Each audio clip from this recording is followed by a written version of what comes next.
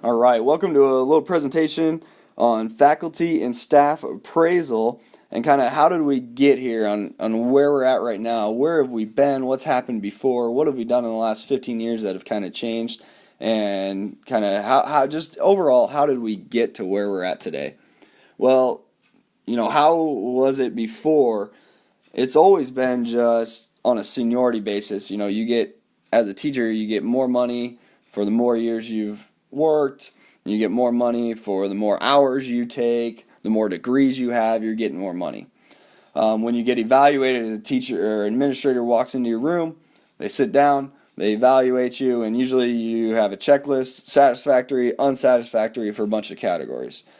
What that did was most administrators didn't put unsatisfactory for a lot of people. They just put satisfactory, satisfactory, satisfactory. So really, everyone was getting the same kind of evaluation. Almost 99% of people were getting the same kind of evaluation, and there was no real distinction. You couldn't tell who was a good teacher, who was a great teacher, maybe who was not such a good teacher.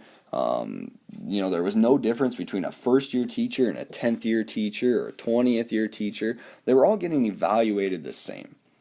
And that just kind of made it seem that teachers were all the same. They're all great. They're all doing an awesome job, or they either do a really, really, really bad job and need changed. And we kind of called that the widget effect, and we'll get into that a little more here.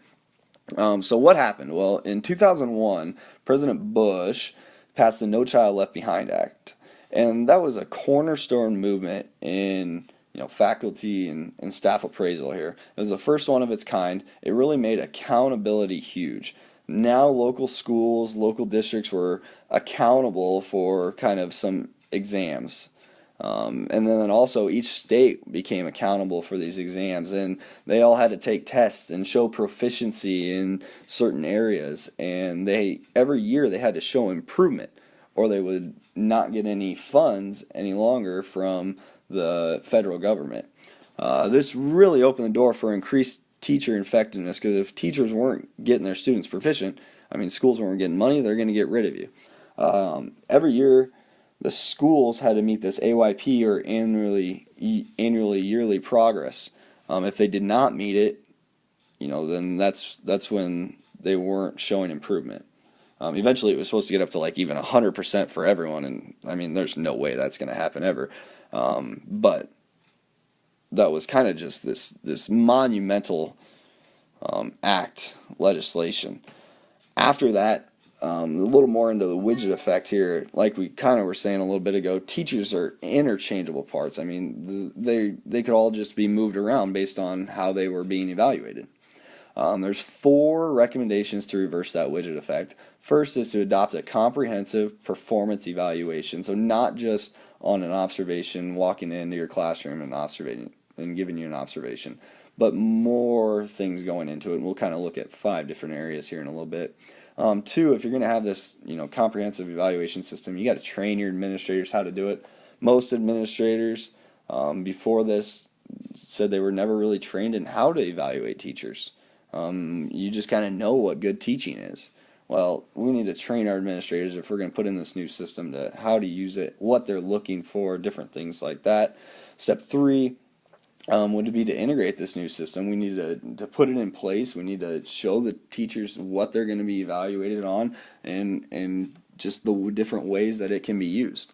And 4, adopt new dismissal policies. A lot of time now, administrators don't even want to give you a bad grade on your evaluation, because dismissing a teacher is so difficult.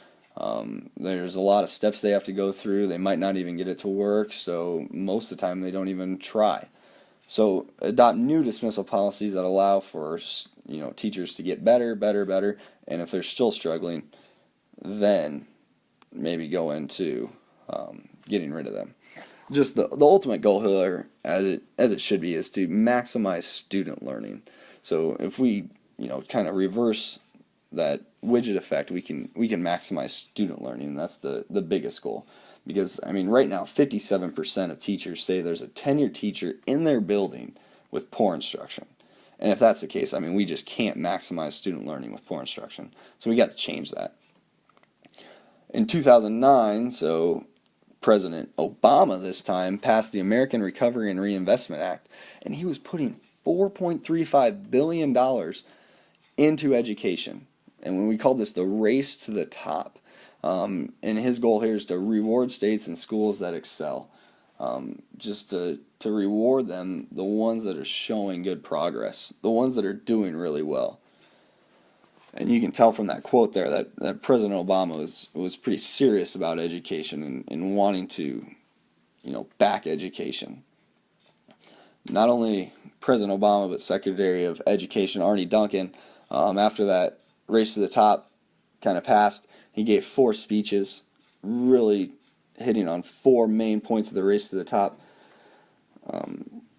The first one, speech 1, was all about this data. He wanted to make sure data was huge. You were able to follow students, follow teachers. We could see which students excelled with which teachers, which students struggled with which teachers, and we could just track and see, okay, who are the good teachers? Who are the ones that are showing progress? And who are the ones that maybe aren't and need help? Speech 2 he gave was all about adopting standards, holding, our students to these high standards. And in order to do that, we have to create high quality assessments where we're given assessments that kind of meet those standards and show that we are proficient on those standards. And really just kind of adopting something that everyone does the same. Not someone in Florida is learning something differently in North Dakota. We're learning more of the same things. Speech 3 is about changing the culture. Just, if things aren't going good at a school, we need to change that culture and we need to get it going. Whether that's replacing the principal, replacing the staff, maybe completely closing the school and opening it up completely different. Just changing the culture of the not so great schools. And then speech 4 was about the quality workforce, getting good teachers, and keeping good teachers, not running them out of the profession. You got to get good teachers that want to maximize student achievement. And he says maybe even reward the good ones. Maybe it's compensation, maybe it's something else, but to reward the good teachers for their good work. A couple things that have been put in place is the Measure of Effective Teaching, the MET. Instead of just one classroom observation, there's 5 different measures that students or teachers are evaluated. Step 1 would be student achievement gains on assessments. So those assessments they're taking, are they getting better in your classes? Step 2 would be classroom observations.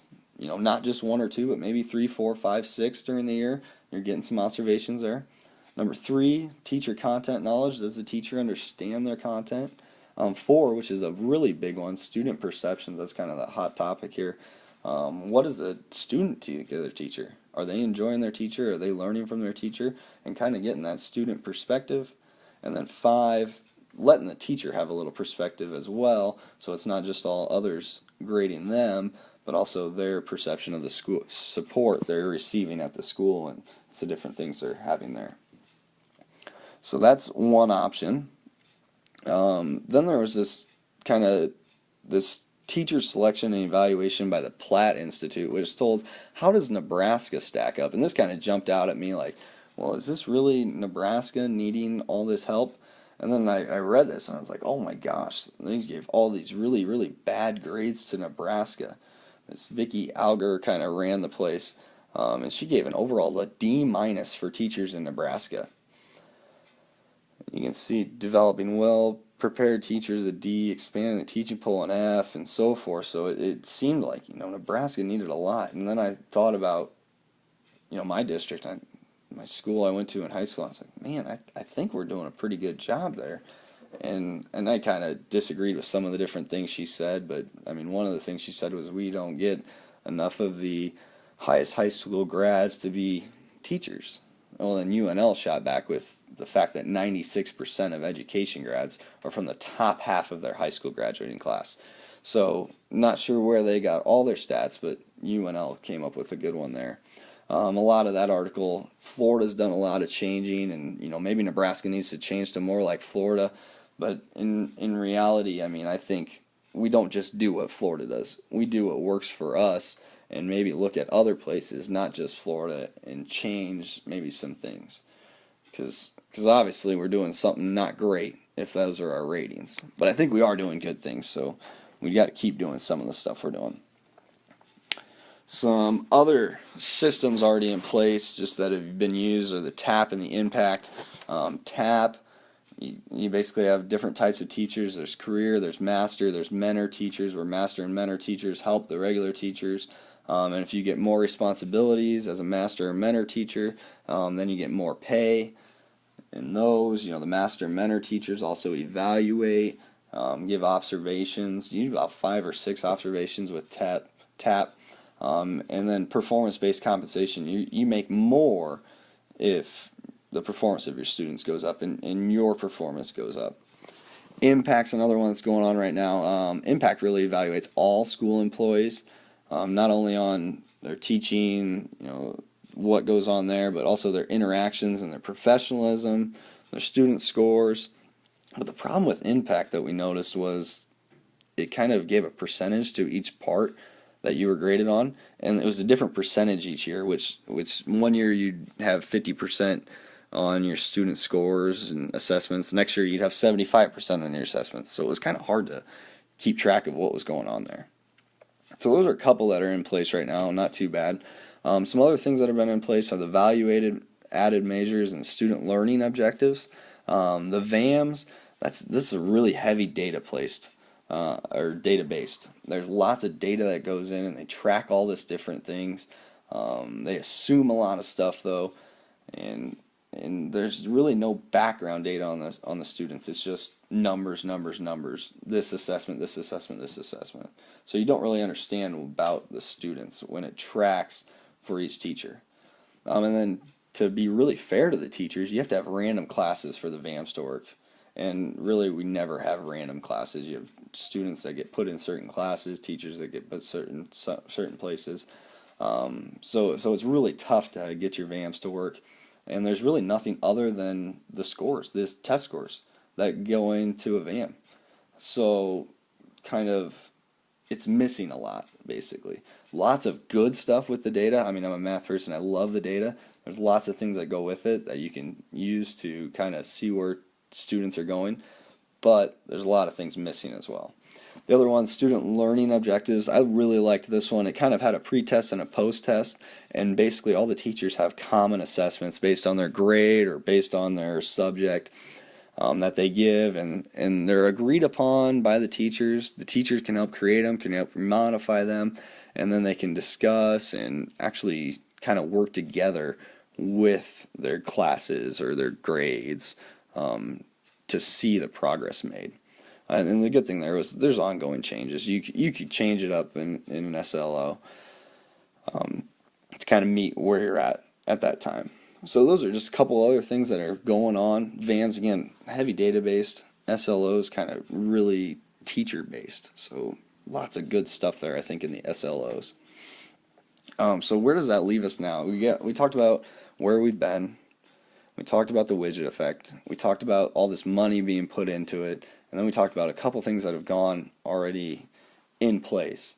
Well, so in my opinion, what's needed is just a lot of teacher support. If teachers are not doing a good job, they need to have that support to help them become a better teacher. And the teachers that are doing a good job, tell them that. Do something for them and show them that they're doing a good job. We need to be able to define who's a good teacher and who's maybe not a great teacher. Also, use multiple ways to evaluate. We can't just use it off one observation. I really liked the fact that they had students kind of help in on those evaluations. I know I do that every year. I try to do a little student eval at the end, tell them I'm not going to look at it until their grades are in, so they don't feel pressured or anything like that, and just get their opinion, because they're the ones that matter. We need to maximize their time in school and make it the most beneficial for them. So they're really big on that, and just reward those teachers that are doing a good job. Lots of different things. The biggest thing I see though is money. I mean, it's when money and time are at such a premium right now, we got to figure out how to best use our money and how to best use our time, because we can't just have a whole lot of people spending a lot of time on data when really we need to be spending our time on students and helping students. So it'll be interesting where we go from here and how we kind of keep evaluating teachers and find the best teachers.